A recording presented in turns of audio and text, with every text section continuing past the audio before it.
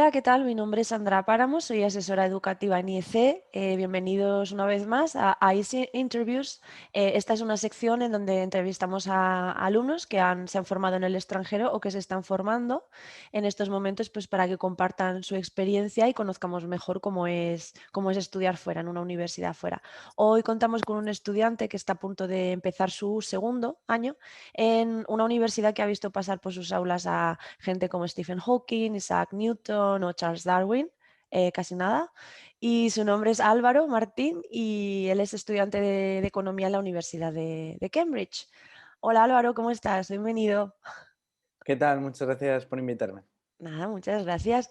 Pues nada, vamos al tema, que vamos a hablar de muchas cosas hoy. ¿Por qué decidiste irte a la Universidad de Cambridge? ¿Por qué decidiste estudiar allí? Bueno, en un principio no estaba entre mis planes, o sea, sí estaba siempre entre mis planes estudiar en Reino Unido, porque yo siempre quise estudiar economía, sobre todo en mis últimos años de colegio, y bueno, en mi opinión, la asignatura de economía como tal en la carrera, o sea, la carrera de economía se ha maltratado un poco en España, se ha abandonado un poco en beneficio de ADE o de Administración de Empresas, que sí que se le ha dado más importancia, y en Reino Unido creo que se ha especializado mucho en dos ramas, se ha dividido y se ha especializado por un lado en economía y por otro lado en business, siendo carreras completamente distintas. Y entonces, como Reino Unido tiene esta especialización, yo siempre quise ir a Reino Unido a estudiar economía y realmente la Universidad de Cambridge surge un mes y medio antes de aplicar. Entonces, tanto mi madre como en IEC Ross y luego en mi colegio algunos profesores me dijeron que sí, que oye, que probara a aplicar, que no perdía nada y bueno, que eligiera entre Oxford y Cambridge porque tienes que elegir una, o sea, no puedes aplicar a las dos. Y Importante. entonces yo simplemente pues dije, oye, pues mira Cambridge porque tiene un enfoque más cuantitativo en economía, más teórico, que luego es duro, ¿eh? Porque queda muy bonito decirlo, pero luego tiene tela.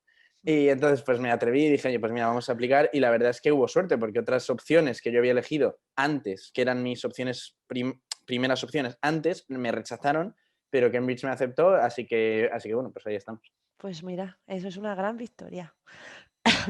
¿Tenías ya experiencia en este área, en la economía? ¿Habías hecho algo antes, aparte, bueno, de estudiar en el colegio, me imagino? No sé. A mí la economía me gusta como desde los 13, 14 años. Yo llego a la, o sea, me interesa la economía bien a través de la política. O sea, a mí me empieza a interesar la política como tal, la actualidad política y la ciencia política, y a través de ello llego a la economía, o sea, lo que es la economía política, que de hecho es mi asignatura favorita. Y entonces empiezo a interesarme de este lado y entonces empiezo a leer de ello, empiezo pues, a leer libros, artículos, papers y demás. Y luego pues empecé con un blog a donde hacía análisis al principio bastante malos, además los leo ahora y digo, joder. Y luego yo Siempre diría que un poco pasa. mejores. Y, y entonces, bueno, pues empecé con este blog, luego a colaborar con un par de fundaciones, think tanks y tal. Y bueno, ahí me fui introduciendo un poco más en lo que es más el análisis económico y bueno, y hasta que entré en Cambridge ahora pues bueno, manejo un poco el tema de estudiar con actividad con think tanks y tal, así un poco a medias. Cuéntanos así sintetizado, ¿eh? ¿Cómo es el proceso de aplicar a la Universidad de Cambridge?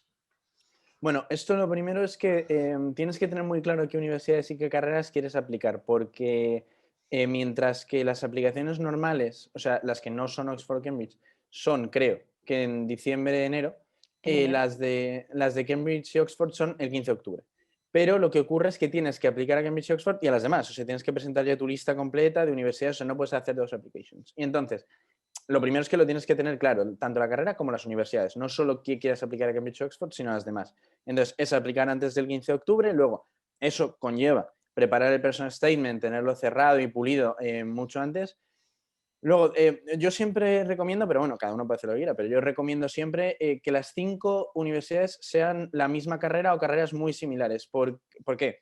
Porque tú cuando aplicas a Oxford o Cambridge tienes que tener una especialización brutal ya antes de entrar en la carrera. O sea, ya tienes que demostrar que tienes un conocimiento académico, una práctica académica en tu área. Entonces, si centras mucho el personal statement en el plano académico en tu área, si luego aplicas a otra carrera, aunque sea similar pero distinta en otra universidad, te arriesgas a que si no te cogen en la primera, luego tampoco te cogen en las demás, ¿no? Entonces, bueno, eso es algo, es una baza complicada de jugar, ¿no? A la hora de hacer el personal statement, sobre todo en un proceso tan, digamos, frío o informal en el que realmente son unas líneas o un ordenador lo que va a decidir si puedes entrar a una universidad. Luego, prepararte las entrevistas. O sea, una vez que te aceptan, bueno, yo tuve 3 exámenes que se hacen en Madrid más luego las entrevistas que son como exámenes. Ujú. Entonces, bueno, allí te hacen pues, pruebas de matemáticas y demás. Pero bueno, lo que te tienes que preparar son los exámenes, porque yo diría que la gente que está estudiando bachillerato inglés tendrá menos problema. Yo hice bachillerato español, para que vea la gente que no intento vender nada. Yo hice bachillerato español, pero la gente que haga bachillerato inglés, por el modelo de matemáticas que haces, el modelo de razonamiento lógico, el modelo de análisis de textos y de fuentes, va a tener menos problema con las pruebas de acceso de Cambridge, ¿no? Claro. Los que hagan bachillerato español, yo recomendaría, pues eso, que entrenen sobre todo análisis de textos, o sea, que cojan libros de A-levels, da igual, de historia, de las asignaturas que sean donde se analizan textos, y luego de las cuantitativas, por ejemplo, física, matemáticas, y vayan viendo los ejercicios más complejos, porque es en lo que se basan. Y bueno, y esto sería más o menos los exámenes, y luego las entrevistas, que pueden ser de cualquier cosa. Las entrevistas sí que son súper variables. Ujú.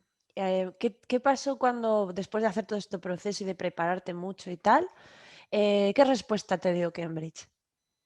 Bueno, a mí me dieron un gap year, yo no lo pedí. O sea, esto es importante porque hay gente que pide un gap year y se lo dan, pero a mí no me dieron el gap year. O sea, a mí me dieron el gap year, pero yo no Sin lo había pedido, pedirlo. quiero decir. Efectivamente. Entonces, a mí me llegó la oferta y me ponía, de hecho, me llegó la oferta y me ponía. Yo tenía, o sea, yo tendría que haber empezado en octubre de 2019, ¿no? O sea, siguiendo el curso normal. Y a mí me dijeron que me daban plaza, me dijeron tal, firm offer, no sé qué, para octubre de 2020. Yo al principio incluso pensé que era un error, y entonces mandé un email a la universidad y dije, oye, perdón, que creo que os habéis equivocado, tal, con el año, que eso se habrá Sí, pasado. Y me dijeron, no, no, es correcto. Y además me dijeron solo, no, no, es correcto. ya Y está, entonces yo no ya te mandé y explico dije, más.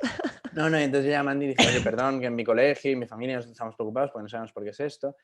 Y entonces me dijeron, no, porque es que la gente con... Primero me dijeron, solemos coger a muy poca gente en economía con bachillerato español, para economía con bachillerato español. Por lo que explicaba de las matemáticas, que son unas matemáticas menos fuertes de las que se necesitan, ¿no? Sobre todo para un modelo de enseñanza tan abstracto y tan teórico como es economía en Cambridge en el plano matemático. Y entonces me dijeron que, bueno, que esa era una de las razones, pero que no querían perderme como alumno porque, bueno, pues porque habían visto que tenía un interés en la asignatura, porque había hecho trabajo previo y tal, pero que tenían que encontrar un equilibrio. Y que creían que era incluso mejor para mí que yo pasara un año pues siguiendo haciendo investigación con think tanks y fundaciones y estudiando matemáticas, que me iba a facilitar mucho la vida, no solo el primer año, sino a lo largo de los siguientes años para pues entrar con mejor pie, ¿no? Porque luego si te trastabillas al principio es como ya luego no lo coges y entonces, bueno, pues me dijeron eso y me pareció un buen razonamiento. Y entonces yo lo que hice fue que en este gap year estuve trabajando con una fundación, haciendo análisis económico, publicando papers, haciendo análisis de datos y demás.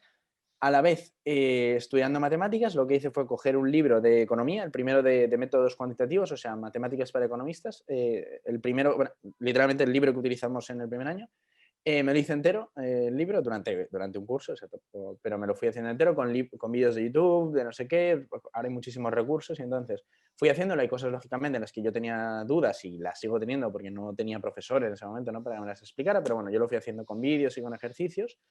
Y luego pues aproveché también para sacarme el C2 de francés, porque yo tenía el C2 de inglés, el B2 de portugués y el B2 de francés. Y entonces dije, bueno, priorizando entre portugués y francés, pues dije, pues voy a centrarme en el francés este año y entonces me saqué el C2, o sea, saqué dos niveles, no hice el C1, o sea, fui directamente al C2 y lo saqué, entonces, bueno, pues así aproveché el tiempo, que luego para sacarte un C2 de un idioma es muy complicado cuando luego lo dejas un año, algo Claro, es muy, muy complicado y pierdes dije, nivel. mejor lo sacamos ahora porque luego en el futuro no voy a tener quizás oportunidad ni tiempo. O sea, que un gap year muy bien aprovechado. Un gap year no es tirarte ahí en la playa y no hacer nada. Es un gap year que tienes que aprovechar bien, que la gente lo sepa y es muy importante, sobre todo de cara a una universidad como Cambridge, claro que sí. Cuéntanos un poco cómo se estudia en Cambridge, cómo es. Bueno, yo diría que, sobre todo, a ver, el modelo británico es muy distinto al modelo de universidad, por decirlo de alguna manera, español, ¿no? Mm, Em, Mientras que en el modelo español hay muchas, lo que serían clases maestras o lectures, básicamente es todo eso. En Reino Unido no funciona así y en Cambridge son menos. En Cambridge son como al día tienes 2 horas de lectures o 3 horas los días que más tienes. Y luego para cada asignatura tienes lo que viene siendo una supervisión. Una supervisión es que te mandan ejercicios, redacciones, y tú con un profesor de la universidad, que cada grupo tiene, son grupos muy pequeñitos, son entre 3 y 4 personas como mucho para una supervisión. mm, Te asignan un ejercicio, tú lo haces, un ejercicio, un essay, tú lo haces para la semana siguiente, no la otra, y entonces vas allí durante 2 horas o así, estás repasándolo, te corrige los errores, los que tienes mal los tienes que volver a hacer y volver a mandárselos. Entonces, tienes 6 supervisores, por lo menos yo tenía en primer año 6 asignaturas, aunque no se hacía examen conjunto, pero 6 asignaturas, 6 supervisores, 3 supervisiones a la semana, de media. Entonces, esto significa que tú más o menos tienes, pues ponte 3 lectures más o menos una supervisión cada 2 días. Entonces, más luego, otro tema muy importante es que no todo el material que se da en las lectures es todo lo que entra en el examen. Es decir, tú das X, tú lo que das en las lectures es básicamente una introducción. Entonces tú das, si te están dando, yo qué sé, el modelo de regresión en economía, ¿no? Entonces te dan lo básico, te dicen, es esto, se hace esto y se calcula así. Pero luego, por ejemplo, a lo mejor te mandan, y además tú te das cuenta en la supervisión, te mandan un ejercicio que te dicen, si ahora cambiáramos este parámetro y hiciéramos este otro, ¿cómo sería? Y tú dices, no lo sé. Y entonces, claro, porque tienes que mirarte Claro. lo que ellos llaman references, que son papers, libros, apuntes que ellos te dan acceso a ellos. O sea, eso no te tienes que buscar toda la vida, sino que hay una plataforma donde tienes acceso a ellos, pero te los tienes que leer y te los tienes que estudiar. Entonces, esto lo que lleva es que por cada clase, por cada lecture, hay 2 horas adicionales de lectura. Es decir, si la clase es 1 hora, tienes por lo menos 2 horas adicionales de lectura. Esto en las asignaturas que llevan poco y en las que llevan mucho de lectura, como por ejemplo política o historia, a lo mejor por cada clase son, no te exagero, 4 horas adicionales de lectura. Pero Wow. claro, tienes 2 clases a la semana, entonces a lo mejor entre toda la semana son por asignatura unas 4 horas de lectura de media, ¿no? Entonces, bueno, pues más o menos al día yo diría que son 8 o 9 horas de trabajo entre las lectures, las supervisiones y todo lo que tienes que hacer tú de estudio personal, de hacer los trabajos para las supervisiones y de hacer lectura, sobre todo. Lectura y análisis, que eso es lo que yo más resaltaría, que hay amigos con los que yo he hablado de otras universidades británicas como universidades españolas que ellos no, o sea, tú llegas a Cambridge y el primer año ya su objetivo es que tú puedas debatir con un profesor que lleva 20 años estudiando la materia sobre aspectos súper técnicos de la asignatura. Esto no quiere decir que tú tengas el conocimiento profundizado de tal, sino que tú tienes las habilidades para buscar una fuente, leerte un paper, analizarlo y poder tener un debate académico con el profesor sobre temas súper complejos. Por ejemplo, voy a poner un ejemplo que a la gente le va a resultar muy llamativo. Mientras que en historia económica, cuando estudia la revolución industrial, normalmente es, bueno, esto empezó en 1760, por la tecnificación de la economía, etc. En Reino Unido nosotros lo que hicimos en Cambridge es que te ponen un paper y te dicen, ¿cómo cambia el modo de vida, el estándar de vida en tal? Entonces, te estudias el paper y te dice, puedes estudiar cómo cambia el modelo de vida viendo restos de dientes, de cadáveres de la época, porque eso muestra la calcificación que tenía. Y tú, de repente dices, ya, pero yo no tengo conocimientos de biología. Pues tienes que buscarlo y aprendes cómo se muestra a través del intake de ciertos alimentos de la época, cómo eso afectaba la calcificación de los dientes, y con eso demuestras si la revolución industrial incrementó el estándar de vida o no. Y eso lo tienes que poner en el examen, o sea, me refiero. Es como muy complejo en el sentido de argumentar. Wow. Eso yo diría que es un punto principal. Sí, entonces el perfil de un alumno que quiera ir a una universidad como Cambridge es el perfil de un alumno que tenga muy claro que es un perfil muy académico, tiene que leer muchísimo y tener una capacidad analítica bastante importante y proactividad a la hora de buscar la información. Muy Sí, interesante. yo diría sobre todo una persona que esté muy interesada en la asignatura o en la materia, pero desde un plano, como tú has dicho, académico, ¿no? Porque muchas veces te pongo un ejemplo, yo tengo amigos que dicen que están muy interesados en economía, pero luego ellos están interesados en la economía práctica, ¿no? O sea, por ejemplo, ellos están interesados en cómo se trabaja en una empresa, cómo se hace tal. Que no digo que sea malo, ¿eh? Simplemente digo que a lo mejor una universidad como Cambridge no es su sitio porque no van a estar cómodos, porque no, se van a encontrar con lo que te decía, ¿no? Que a lo mejor para estudiar la revolución industrial tienen que buscar el proceso de calcificación de un organismo. Entonces, aunque sean temas que no tienen que ver con tu asignatura, son temas muy académicos y muy profundos académicamente, ¿no? Entonces, bueno, pues yo diría que solo merece la pena si alguien tiene eso, un interés muy académico y muy técnico en la asignatura, que luego la mayoría de la gente termina trabajando en sectores como consultoría, banca, etcétera, que incluso yo luego creo que hablamos de esto sobre que yo quiero trabajar en consultoría, pero por lo menos en el tiempo que estás en la universidad, haciendo la carrera, el máster, es desde una perspectiva muy académica, muy técnica y muy analítica, como tú has dicho. Cuéntanos, perdón, que tengo. Cambridge se caracteriza, es una de las pocas universidades, hay otras en el Reino Unido, que se divide en colleges. Cuéntanos un poco cómo funciona eso de los colleges. A ver, tú el tiempo que estás en la universidad, tú eres estudiante de la universidad y de un college. Entonces, Los college son como si fueran, no es lo mismo, pero para que la gente se haga una idea, es como si fueran colegios mayores. Entonces, pero esto no solo, o sea, el college no es solo un sitio donde tú tienes residencia, o sea, donde tú vives, comes, te duchas, no es solo eso, también, pero el college es como una especie de comunidad académica en la que hay tanto profesores como directores como alumnos afiliados a ese college. ¿Esto qué Mm. significa? Tú en todo el tiempo que estás en la universidad permaneces en el mismo college. Bueno, creo que si luego haces máster en la universidad, en la misma, te puedes cambiar de college, pero el tiempo que estás afiliado al mismo college. Entonces, el college lo que hace, muy importante, es tu seguimiento académico. Tu director de estudios es un profesor del college. Entonces, un director de estudios es para cada asignatura, cada año, por ejemplo, año 1 de economía, año 2 de economía, año 3 de economía, tienen un director de estudios distinto. Año 1 de física, 2, 3. Tienen directores de estudios distintos. Entonces, este director de estudios lo que hace es que designa supervisores para cada una de tus asignaturas.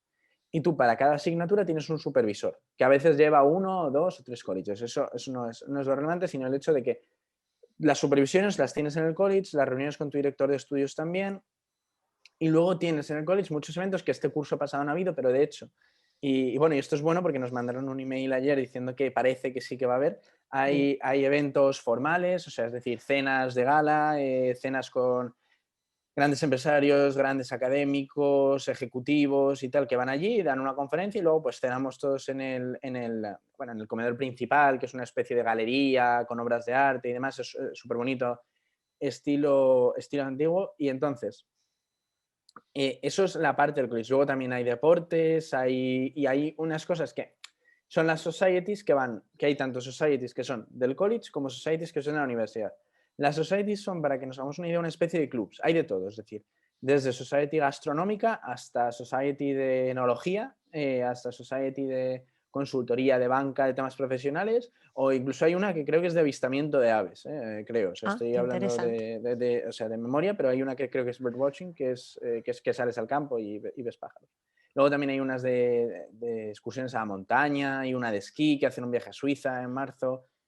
En marzo o en febrero, no me Fe- acuerdo, creo que era en Semana Santa. en Semana Santa. Y entonces, bueno, hay un montón. Es decir, para todos los gustos y todas las aficiones que tú puedes tener, hay una society. Y si no la hay, puedes crearla. Es decir, tienes todo el... Creo que tienes que reunir un número mínimo de miembros, pero creo que son 5, o algo así. Ujú. Y puedes crear la society. Y nada, pues eso es la estructura de los colleges. Entonces hay societies que son exclusivas de los colleges y societies que son de la universidad y se Ah. puede unir todo el mundo. ¿En cuáles societies estás tú apuntado? ¿O has estado este año Mm. pasado? Yo estoy en bastantes, pero lo que pasa es que este año, este curso pasado ha habido bueno, no ha habido Claro, casi eventos de Society, o sea, eso no claro. ha existido. Yo, por ejemplo, estoy en la Society de Enología, o sea, del estudio del vino, y normalmente se hacen catas, se hacen eventos, clases y tal. Y este año no ha habido nada, nada porque no se podía hacer presencial y, hombre, hacer una cata de vinos online es un poco complicado. Pues es un Y poco raro, entonces, sí. claro, porque no estás allí, entonces no se ha organizado nada. Luego estoy en la de consultoría Sí. y este año pues se han organizado eventos online y demás, pero nada. Luego estoy en una de inversión, estoy en la Marshall Society, que es la principal sociedad de economía de Cambridge, que tiene un enfoque más académico, se invita sobre todo a académicos de renombre americanos, académicos ex premios Nobel, cosas así, a que den conferencias. Luego estoy en la de ciencia política, bueno, que lo que hace es lo mismo que la Marshall Society, pero en ciencia política. Se invita a politólogos de renombre que presentan sus papers, sus estudios, se debate, se hacen cenas. Estoy en la de tiro al plato, que esa al principio del año, antes del confinamiento de diciembre, Mm. sí que salimos varios días a tirar, los sábados por la mañana. Qué guay. Y estoy en otra que es la de Beagles, que es, bueno, básicamente vas con perros y los perros van siguiendo el rastro y tú vas paseando, o sea, es un tema muy inglés ese. Pero ese este año no he estado en nada porque Claro, las veces que se pudo ir, yo estaba con los de tiro al plato, porque a veces te coinciden. Y nada, y luego ya pues hubo confinamiento en diciembre y cada uno se fue a casa a claro. seguir haciéndolo online. Pero sobre todo lo de las societies, que a veces la gente dice, no, es que son muchos, no te da tiempo. No, o sea, las societies no te obligan o sea, tú te puedes apuntar mientras no tengas un cargo ejecutivo, ¿eh? Porque luego en las societies tú puedes tener un cargo de tesorero, de portavoz, de organizador de eventos, de lo que sea.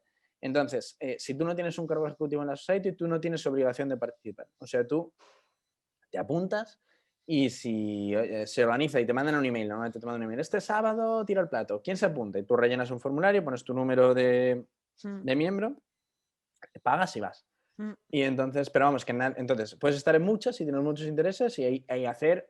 una quedada cada semana con cada society. Claro, O puedes estar en 2 y ser súper activo en las societies. Eso cada uno se puede organizar como quiera, claro. pero vamos, que no tienes obligación de nada en ese sentido. Según el tiempo de cada uno y cómo Ujú. se organicen y tal.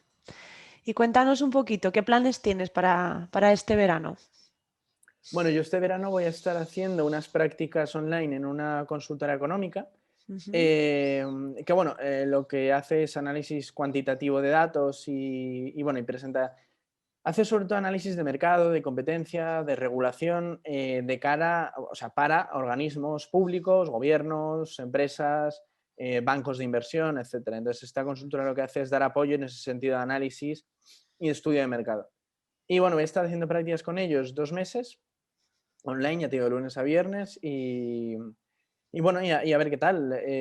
A mí o sea, tengo suerte que me hayan cogido porque normalmente las prácticas son a partir del segundo año. ujú, Y bueno, yo este año apliqué a muchos sitios y bueno, muchos me dijeron que no, porque era alumno del primer año, me dijeron, no, y tal, vuelve a mandarlo el año que viene, porque ujú, además te lo ponen, que es a partir del segundo año, pero bueno, sí, ujú. puedes Por probar. intentarlo.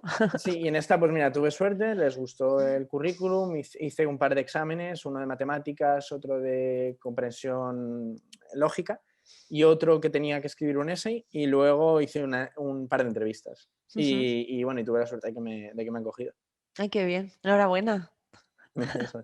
Suena muy interesante, ¿no? ¿Estás emocionado con la oportunidad? Porque suena bien. Es algo además que te interesa mucho, ¿no? El tema Sí, estadístico. tengo muchas ganas, sobre todo por ganar experiencia, ¿no? En este campo, ¿no? Porque al final, aunque yo en el futuro no vaya a trabajar seguramente en esta empresa en Ujú, particular, quizás, o no vaya ni siquiera a trabajar en esta especialización, tal, que no lo sé, o sea, digo, ujú. eh, es un conocimiento técnico que tú ganas y que a lo mejor no das en tanta profundidad en la universidad y que, bueno, que es una manera de aprovechar el tiempo. Y Claro. además he de decir otra cosa, que el sistema de prácticas en Reino Unido no funciona como en España, es decir, el sistema de prácticas en Reino Unido está muy bien pagado, Ujú.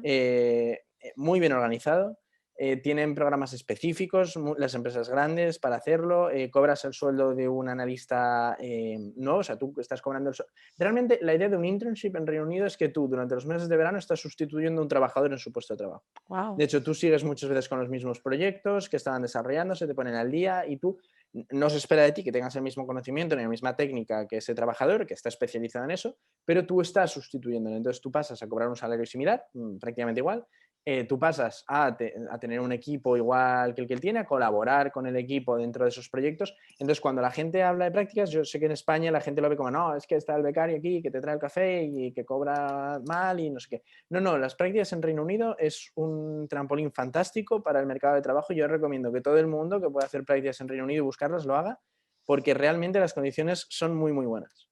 Qué bien. Además, no es un tema formal, sino que es un tema Sí. cultural. Y yo diría que eso es una ventaja que ofrece el mercado laboral de Reino Unido y que la aproveche todo el mundo que quiera o que pueda. Has mencionado un poco el futuro y tus planes y no sabes dónde. Más o menos, ¿qué planes tienes cuando te gradúes de Cambridge, acabes el grado? Bueno, yo cuando termine la carrera quiero hacer un máster para especializarme en alguna rama de la carrera y probablemente sea un máster enfocado a finanzas, Mm, a tema de pues, un MBA financiero, un máster en economía financiera, por una razón, porque igual, dije antes que business y economía no eran lo mismo, igual que en business no se cubren aspectos macroeconómicos o microeconómicos, sino que se cubren más aspectos de gestión de empresas. En economía es una carrera muy técnica, se cubre macro, micro, pero no cubres, por ejemplo, analizar el balance de una empresa. ujú. Entonces, creo que el máster en este sentido te puede complementar para tener unas habilidades que te permitan ser un buen analista macro, pero también a llevar lo esencial, ¿no? De análisis de empresas, por ejemplo, análisis de cash flow, un análisis de balances, etcétera. Y bueno, eso es lo que me gustaría hacer, ¿no? En el plano financiero para poder hacer consultoría luego en un futuro, o sea, tras terminar el máster, poder hacer consultoría y bueno, ir preparado para ello. Muy bien. Cuéntanos así para terminar. ¿Por qué te apasiona tanto la economía? Bueno, la verdad es que es un tema que, como digo, empezó cuando yo era pequeño y vino desde la política. O sea, yo no es que Ujú, haya sido siempre una persona con un interés brutal en lo que es la economía académica, que luego sí, pero esto surge de mi interés por la actualidad política y entonces, como muchos asuntos al final tienen que ver con la economía, o por lo mm, menos asuntos que a mí me interesaban, Entonces fui desde ahí leyendo primero libros más divulgativos, luego libros más técnicos, artículos y papers. Y es sobre todo cuando vas descubriendo la cantidad de ramas que estudia la economía o que puede estudiar la economía. Porque la gente muchas veces piensa que la economía es finanzas o que la economía es análisis macro. No, no, la economía tiene de todo. O sea, la economía tiene desde análisis de cómo las distintas religiones afectan al crecimiento económico y al desarrollo social de un país, hasta el análisis de cómo funciona un mercado de órganos sin transferencias monetarias, hasta el análisis de qué efecto tiene poner una mosquitera en una cama en Zimbabue. O sea, este ejemplo que pongo último es realmente uno de los ejemplos que ponen, por poner un ejemplo, que ponen Banerjee y Duflo, que fueron premios Nobel de Economía en 2019, y entonces estos premios Nobel tienen un libro que se llama Poor Economics, y en Poor Economics lo que hacen es que desarrollan un análisis de pues, políticas compensatorias para países en desarrollo. Y entonces, bueno, a través de unos modelos más técnicos, que es por lo que les dan el premio Nobel, que son los RCT, ellos estudian cómo pequeños cambios, por ejemplo, una mosquitera, puede afectar al crecimiento económico de una región. Y entonces es absolutamente apasionante cuando tú estudias y dices, estos pequeños cambios pueden ayudar realmente a cambiar el nivel de vida de una sociedad. Entonces, cuando te das cuenta, pero ahí de todas las ramas, la economía estudia incluso cómo funciona la sociedad de los piratas. O sea, hay de todo. Hay los papers más locos, de hecho, al que le interese. Hay un libro muy interesante de Peter Leeson, que es un académico americano, que se llama El Gran Circo de la Economía. Y en el Gran Circo de la Economía, Peter Leeson lo que hace es que resume las ideas más locas que ha habido en investigación académica, que algunas salieron adelante y otras no, pero es un libro con el que si te interesa la economía te ríes mucho, porque ves que estudia de todo, absolutamente. Qué divertido. Bueno, para terminar, ¿tienes algún consejo para estudiantes que estén pensando aplicar a una universidad como Cambridge a lo largo del proceso de solicitud o cómo se pueden preparar o en general un consejo para ellos? Yo diría que lo importante es aprender de otros, tener ideas propias y mostrar que tienes esas ideas. Es decir, me explico. Lo primero es leer mucho. Antes de nada, tienes que leer mucho sobre la asignatura, sobre lo que te interese la asignatura, ¿eh? O sea, que la gente tampoco se martirice y se ponga ahora a leer balances, no, no es necesario. Es decir, puedes leer sobre lo que te interese que tenga que ver con la asignatura.